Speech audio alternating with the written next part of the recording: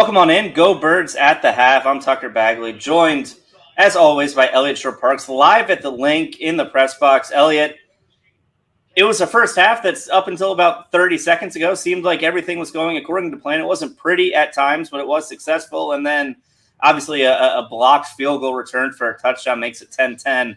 What's your biggest takeaway so far from this first half of Eagles-Browns? Yeah, it wasn't good enough. I mean, look, they should probably be winning this game. I think they've outplayed the Cleveland Browns. I think the Eagles' defensive line has done a good job getting to Deshaun Watson. I think Jalen has improved as the game has gone on.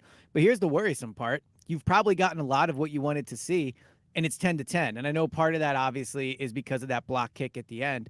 But this is what bad teams do. Bad teams find ways to keep games close. They find ways to lose games. So as I sit here at halftime and they're setting up, a halftime show, like this is exactly what the Eagles couldn't have happen. I know that it probably feels a little different than if the defense gave up a touchdown at the end, but to have a full week to prepare, to have your team be fully healthy, to not turn the ball over and still be tied 10-10, that's worrisome in a lot of ways.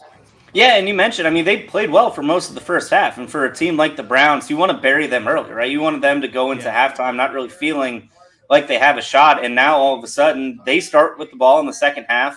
They're in a tie ball game. And even though Deshaun Watson was 5 for 11 for 46 yards, and Vic Fangio's defense did their job for the first 30 minutes, they now all of a sudden have life and all the momentum heading into half. Well, and also, let's be honest. I mean, that touchdown pass to A.J. Brown, good enough throw by Jalen, but that's a special play by A.J. Brown to come down with it. I mean, that's 3rd and 7. If he doesn't make a A.J. Brown heroic play, you're potentially losing this game at halftime. So I thought that they came out, and obviously you're looking for different things that they decided to try to do during the bye week. They clearly thought, and maybe it's opponent-based because the Browns are bad against the run, but they clearly decided that they wanted to get the ball out of Jalen's hands and into Saquon's hands more. I mean, they really ran it a ton with him early, back-to-back runs. Even Kenny Gainwell got a run, and Jalen definitely started off slow. I think he was 0 for his first 5. He had the 2 deep passes to Devontae, one to Devontae, one to AJ down the sideline.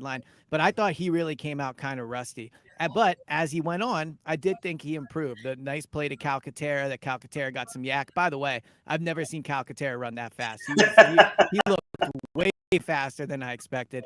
He then follows it up with a nice pass to Calcaterra over the middle. He has that nice play to A.J. Brown. So to your point, it looked like it was potentially going to be 17-3 at halftime. Then Jalen takes that sack, and then, of course, we know what happens there. So I'll just say being down here, people are very frustrated. Like when the offense went 3 and out, I think it was on their first drive, there were lots of boos, fire Sirianni. Like fans are waiting to jump on this team, and rightfully so. This is a roster that should be better than 10-10 with the Browns at halftime. And we both watched that first half. Deshaun Watson is awful. Like the Browns are going to have to find other ways to score, and they're doing it. And here's the worrisome thing I'd say, Tucker. They haven't turned the ball over yet. So like that could be coming. I mean, unless you want to count that as a turnover to an extent, but like they haven't turned the ball over on offense. So they don't get the ball coming out of half. If the Browns go down, get a field goal, all of a sudden you're losing. I think they're going to win the game. I'd be curious to see what the Bet Parks line is right now on this. But yeah, this is, I know it's just a field goal block and, it's kind of fluky to an extent. But man, that's to be tied with this team at halftime is really, really bad coming out of the bye. But to your point, like this is what bad teams do, right? And if you look at the box score for the first half, the Eagles have outgained them 200-71. The Browns are only averaging 3.0 yards per play. Eagles time of possession 17-12. Like they've outplayed them in every metric. But when you're a team like the Eagles who just can't seem to get out of their own way, this is how you end up in a 10-10 game, against the Cleveland Browns at halftime.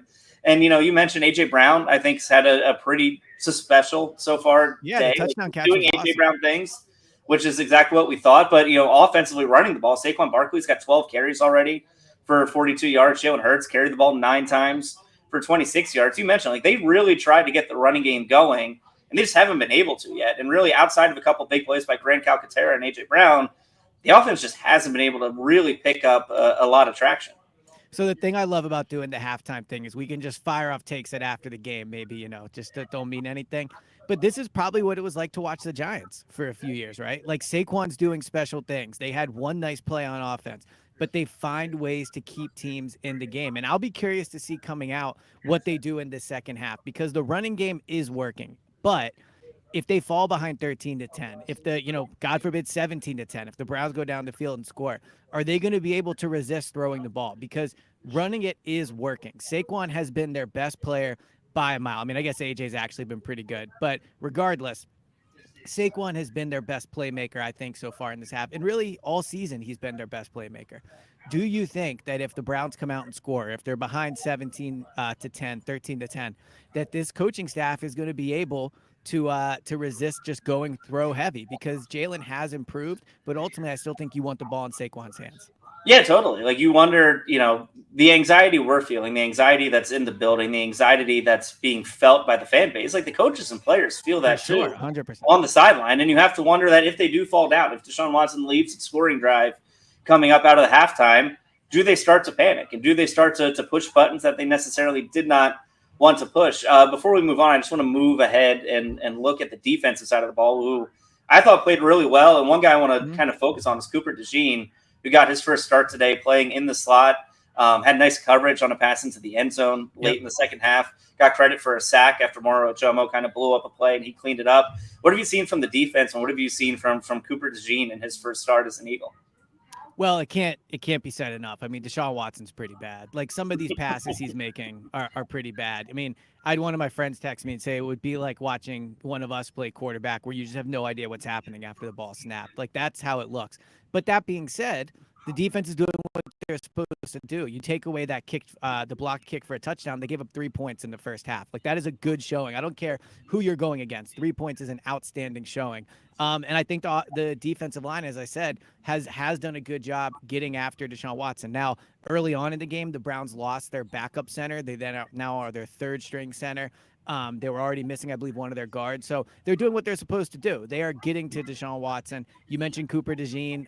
Good job. Now, I do think Moro Ojomo created that sack, but Cooper looks like DeJean and Bryce Huff are now actually splitting that sack. I saw. Well, you already know how he got working on the phones, calling the league. Like we need half of that. We need half of that thing going to Bryce. But no, I mean, look, but to Bryce Huff's credit, he also later toward the end of the first half got pressure on Deshaun Watson, made him have to leave the pocket, and he went right into the arms of Jalen Carter for a sack. So Nolan Smith has a sack, which isn't a real sack because it was he was like at the line of scrimmage. It was basically a run. But the defensive line has done a good job. Again, the defense has been good enough. They've had a few plays over the middle. Amari Cooper made one nice play. But if the defense plays the exact same game in the second half, then yeah, they're going to win this game. The question is, and this will be what we talk about really when it comes down to our post-game pod, are they going to take care of the ball? Is this team going to be able to take care of the ball? Because if they don't turn it over, I don't think Cleveland can score enough points. I think the Eagles have another 10 points in them, right? I think the Eagles can get to 20. I think they're moving the ball well enough. You convert a few big third downs. But the question is, are they going to make a mistake that's going to put the Browns in position? Because that's what happened right here, right? Like to your point, they outplayed the Browns in the first half, but it's tied. It's tied 10-10. So like it doesn't matter because of mistakes they're making. So yeah, I mean, it's going to look, I mean, we talked about how important this is. I think at this point, the idea of having it be an impressive win is probably already gone. I mean, who knows? Maybe they win 30-10, but I think people are going to leave this game frustrated. So we'll see in the next 30 minutes, if they can close this thing out. Yeah, I mean, you said it. Like, this is 30 minutes, and maybe post-game pod, we're talking about what a great second half they had, and Jalen Hurts shook off the rust, and they look unbelievable. But, the way this team has played so far this year, maybe we talk about it's another frustrating win where – they do win by a touchdown, but it didn't look pretty the entire time. So it'll certainly be an interesting second half. Excited to listen to you and James on the postgame pod. We'll be right here on our YouTube channel following, the clock hitting 0. So please tune in for that. And, that'll wrap it up for here at the halftime. Eagles 10, Browns 10, 30 minutes to figure out if they can really get it. 30 minutes to save the season. That's all. That's all we got. Like I said, we'll be back again right as the clock hits 0. Eliot and James live reacting to everything. So as we head into the second half, he's Eliot. Tucker, we will talk to you guys later.